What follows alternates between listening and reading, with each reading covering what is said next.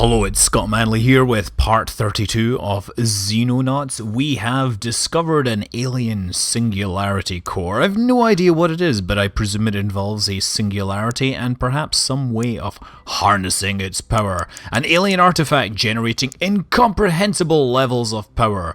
We believe these devices can do awesome stuff, and that is his technical analysis, using all his awesome technical gear.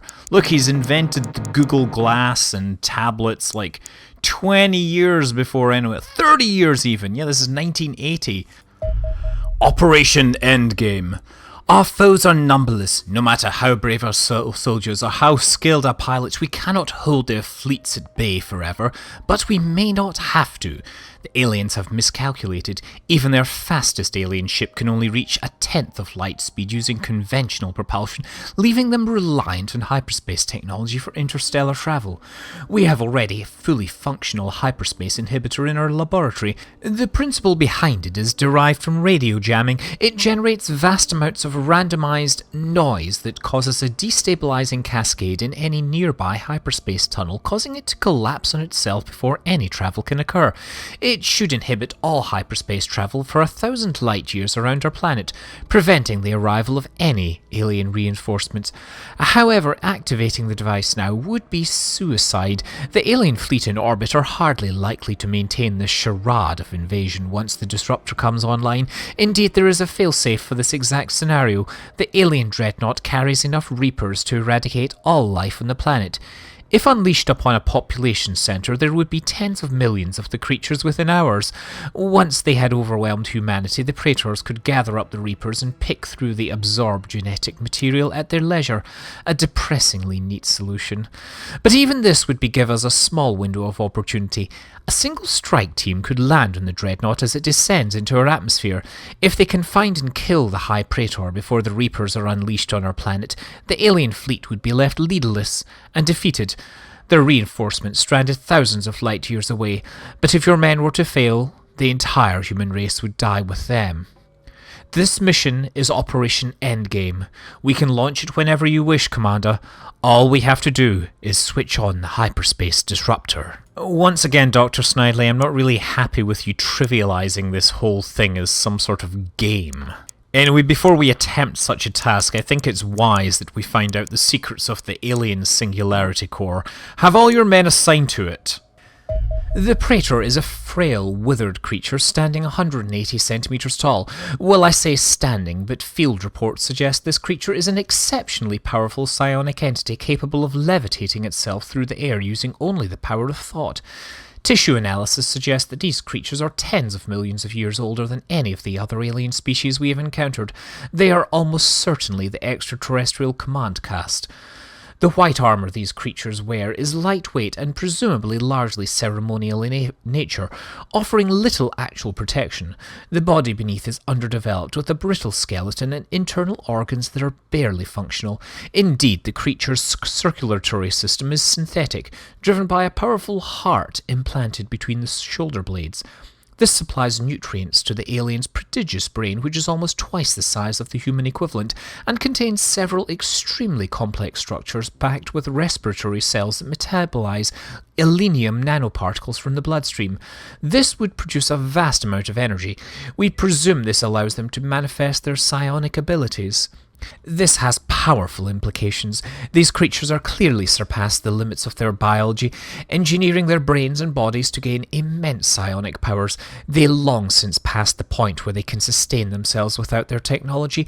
Even at rest, their brains consume more energy than is generated by the average nuclear power plant. Only regular infusions of elenium nanoparticles can stave off fatal brain starvation. Has their machinery released them or imprisoned them? Both, perhaps. Anyway, it goes without saying that the psionic strength of these creatures makes them extremely dangerous on the battlefield.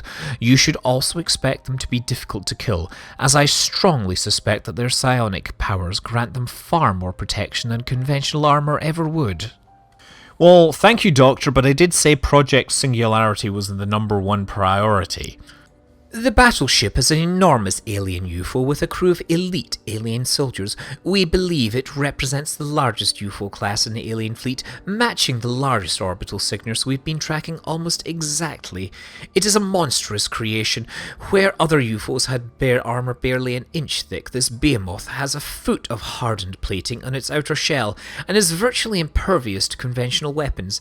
It can cleave through the air at the best part of 3,000 kilometers per hour despite weighing over 1,000 tons, and possesses a fearsome long-range beam weapon that will carve apart buildings and ground targets as easily as it does our interceptors.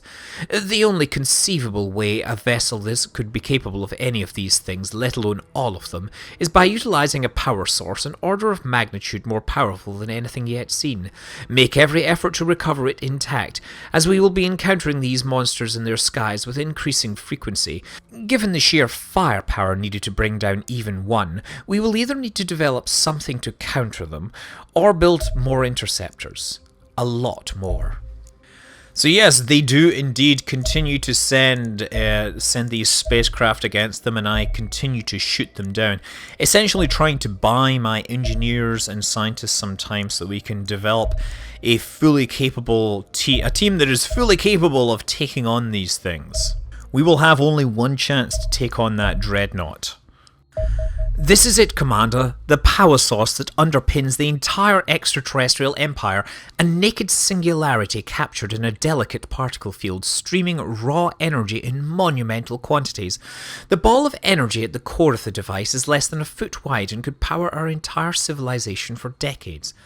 The singularity within the device appears to be forever exist on the point of collapse, stabilized by the particle field around it. It is a naked singularity, which I believe is the final state of a black hole, a final explosion that releases all the energy accumulated by the black hole across its lifetime. The extraterrestrials must have found a method of capturing black holes and artificially inducing this explosive state. Once this has been done, the particle field is used to freeze the singularity mid-explosion. This forms an elegant closed system. The particle field captures the vast quantities of energy emitted by the singularity, siphoning off a small amount to maintain the field and feeding the excess back into the singularity, which promptly re-emits it. The enormous amount of power flowing endlessly through the loop can then be tapped as required for anything connected to the singularity core. As each singularity contains a finite supply of energy, the energy flowing through the circuit will eventually fall to zero, at which point both the particle field and the singularity collapse and disappear entirely. The singularity core represents the solution to every power consumption issue we have ever had. Alenium reactors can only be miniaturized so far, but the singularity core provides almost limitless amounts of power, and the containment field can be made small enough to fit inside virtually anything we can dream up. Only one complication. As we obviously do not possess the capacity to harvest singularities ourselves, we will need to capture these devices from the extraterrestrials if we want to use them. Well, Dr. Snidely, that is very interesting from a scientific point of view, no doubt, but we can't afford to indulge your theories. We are at war, and I need a way to weaponize this discovery. I would like you to develop a weapon system. Have it on my desk before the end of the month. Yeah, singularity cannon, that sounds like the kind of fun thing we want to build. We also have the X-120 Fury Interceptor. That actually sounds pretty awesome. I think you might want to actually split your team between it. The Ultimate Human Interceptor, a craft capable of defeating anything that the extraterrestrials can throw at us. That sounds like a great idea. How about the Dreadnought? Can we shoot it? I mean, when you say anything, you clearly aren't meaning literally anything, since we still have to send a strike team into the Dreadnought to assassinate a Praetor. I'm not really sure how that works, but never mind. I will trust to your superior knowledge. Further study of the alien singularity core has allowed us to weaponize it without consuming the core itself. Important not simply because the cores are in short supply, but because they contain so much energy that releasing it all at once would annihilate literally everything in the combat area. The singularity cannon is so heavy that it can only be wielded with assistance from a Predator battlesuit, but it is capable of unleashing almost unimaginable destructive power. The device is built around a singularity core and functions by spinning off a tiny fraction of the energy held within it, then imparting it into a specially designed slug of alien materials.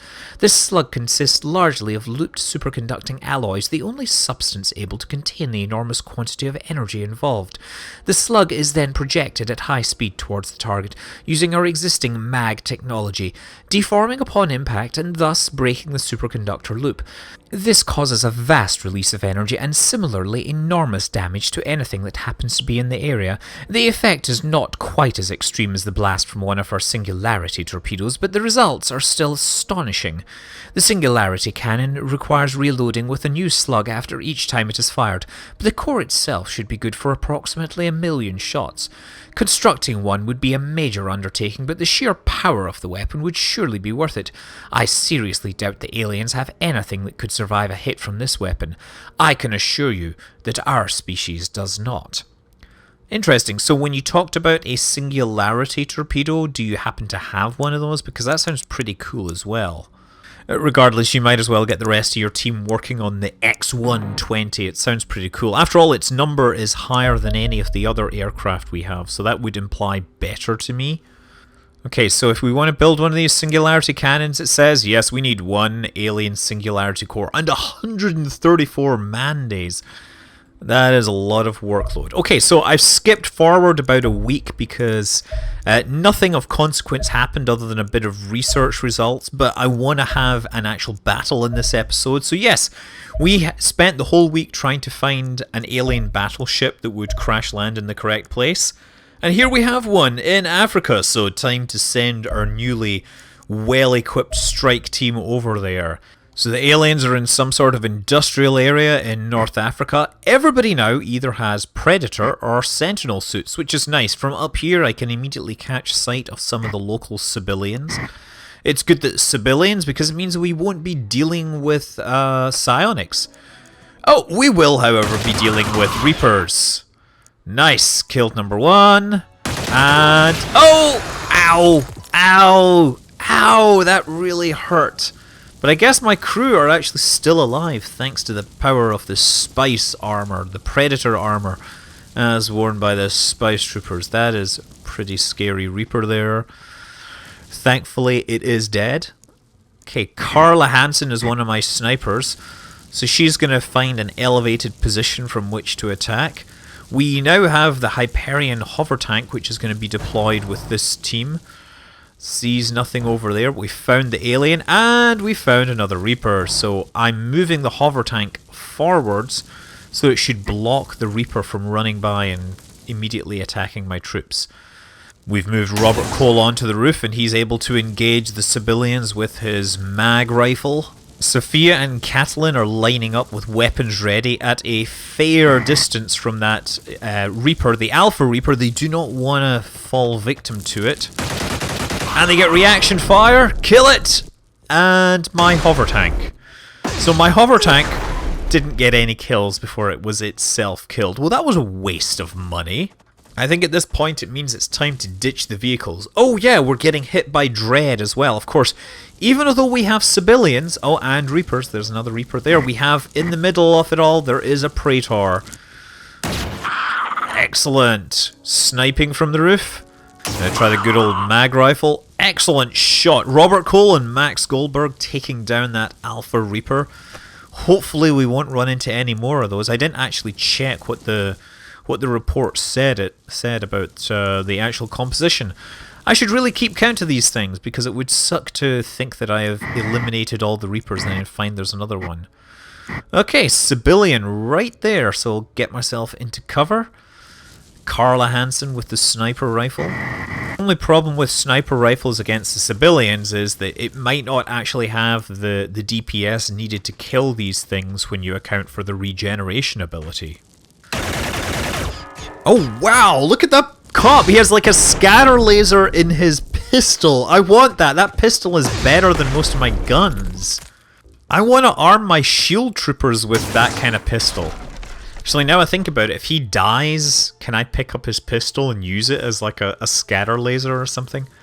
Actually, now I think about it, he's probably just a cop that trained in America and therefore learned to fire more bullets than he actually needed to. And with Sophie Collins hitting... Oh, that was really terrible, actually. Yeah, move around behind there. You should have probably waited until the door was opened. Max Goldberg and Robert Cole are on the roof trying to decide whether they want to shoot things or throw grenades. There are a lot of options here. Lewis Mitchell, Mag Storm. Excellent, that's one more civilian down, one less target to kill. Carla can move forward and take a pot shot from there. Again, the problem is with civilians, if you don't kill them quickly enough, they can end up regenerating faster than you can damage them. It's a good thing those Praetors are unable to harness this ability. Okay, come up close, shoot. Ah, excellent. Kate Adams, plasma carbine, plasma shotgun, right up close. Now everyone's positioned, time for the end of turn, and good thing that I never ended up inside that blast radius. That would have been really dumb. Bit of a miscommunication with my team there. Sophia takes the first step inside and immediately starts hitting our target before teleporting back out. Ha ha ha ha! Caught them by surprise there. Catelyn doesn't see anything there, taking up his secure position. And it looks like we have another civilian in there that we need to deal with. Try Mag Storm to the back. Yes, you've been learning from Mia, haven't you, Sophie? Okay, now we're going to head around the corner to that other ingress point. Check that there's nobody guarding it. Being very careful here, of course. Using my scouts. My scouts are now better armored than they ever used to be before, and they have a 360-degree field of view. So it's very hard to sneak up on my scout team.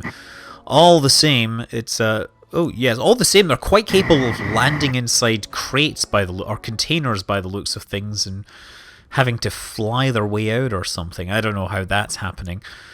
Clearly, the collisions for these things are not set up correctly. I'm not sure if I can use that power for awesome. And Renata Marilova finds another way to express her inner girl power there, taking down a civilian. And that, I think, is the singularity core. So we don't want to shoot that, because if it exploded... Well, it would probably be bad if it exploded, very dangerous, but moreover, I want to build that singularity cannon. This is the whole reason for this mission. It's because I want a singularity core so I can actually do some of this awesome stuff. Okay, we have one civilian there, but I don't have enough time units to engage it. Sophia, on the other hand, is well equipped for such an eventuality. Good shot! Yes, a woman's touch seems to work wonders against these aliens. I suspect it's because they actually don't have any concept of gender. Now look at poor old Kate using ye old-fashioned plasma weapons there. As much as she likes her Sentinel suit, I'm sure she's feeling rather second-rate there with that plasma weapon. Although Louise, yes, we call him Louise when he's part of the Spice team, he does have a plasma weapon as well, but we will upgrade that to a Mag Storm as soon as the engineers are ready. Okay, so we're going to continue to secure the ground floor of this UFO. There's a couple of dead individuals here. That Reaper was apparently killed during the crash. Good thing, because we wouldn't want to be dealing with that. Louise, or Lewis, depending upon whether you consider him to be a Spice member or not. Advancing through the ground floor there. Looks like if we can get to these teleporters, to these televators, then we will have indeed secured the ground floor. And moreover, we will have secured a singularity core. Oh no, alien! Hope the alien doesn't shoot my singularity core. Aha! Reaction fire for the win. See, if I were the alien AI, I would have shot that singularity core and made it explode. Not only denying me of my prize, but also denying me, or causing a lot of damage to my team, no doubt, since they're all standing around that thing, admiring the little black dot in the middle, which is supposedly a singularity, but, well, you know, most of this pseudoscience doesn't really make sense. It is actually possible to extract energy from a rotating black hole. In fact, with black holes you can get a better level of conversion of matter to energy than is possible through hydrogen fusion. So, oh yes, another civilian here. Oh, not dead yet. Well, we're gonna send someone up to deal with that. That's more like it. Maxime, doing your stuff. It's a good idea to send these scout troops in first because they have shotguns and rifles and therefore have better reaction fire. The members of the spice team and the sniper rifles, they all have reaction modifiers, so they're less likely to be able to respond if they encounter enemies. So it's pretty important that you don't walk people into a room and then have no way to attack back. So, time to take a step up closer to these, and we're all clear here. So let's move everyone up and start securing these televators here. If I remember rightly, there's a couple of middle floors on this that we want to make sure that are secured. And of course, we want to do this with we want to do this extremely expeditiously because, of course, we are under constant psychic assault from the Praetor on this. And we all know that hallucinating spice troopers can be pretty darn deadly. Right now, we're just being hit by dread, which will reduce their time units a little, meaning that they will lag behind their cohorts. Top priority is to kill the Praetor. Behind the Sentinel troopers, we're following up with our spice troopers, all massed and ready to jump on. Oh, Sophia is under alien control. Okay, so this is a problem. We need to lock down. So Sophia is right there. My idea is I run everyone out. All my spice troopers run this way, and we block off all the teleporters, leaving Sophia on that floor on her own. Then I leave a couple of Sentinel troopers on those, and because I don't have the latest version, there's no telefragging. So everyone's going to be alright. There, look, we have successfully survived Sophia being under alien control. She gets to do her thing for a turn, and then I will get control of her back. Sentinel team are of course eager to make sure that this doesn't happen again, so they immediately get on with storming the bridge and focusing all fire on that Praetor. Max Goldberg sniping one shot to take down the alien leader. We are now safe from the psionic onslaught. And now we've done that, we can actually be a little more leisurely, so I bring everyone up ready for a fast storming of the bridge. We make sure that we give them a little extra time to recover all their time units. Hidden movement, aliens can't really do very much. And now I move everyone in as quickly as possible to try and kill whatever I can. There are a couple of high-ranking civilians on the bridge. Not for long. While Max could be taking shots with his sniper rifle, we want to kill these as quickly as possible, so Louise with the plasma storm thingy, whatever, the plasma caster. Sophia with her mag storm. And Catalin. Oh, Catalin failing to kill that target. Well, we can do this again with Sophie and her mag storm. Mission successful. Sophia Kozlova becomes a major. And we recover 137,000 megabucks, whatever. Anyway, that's enough for this episode. I'm Scott Manley. Fly safe.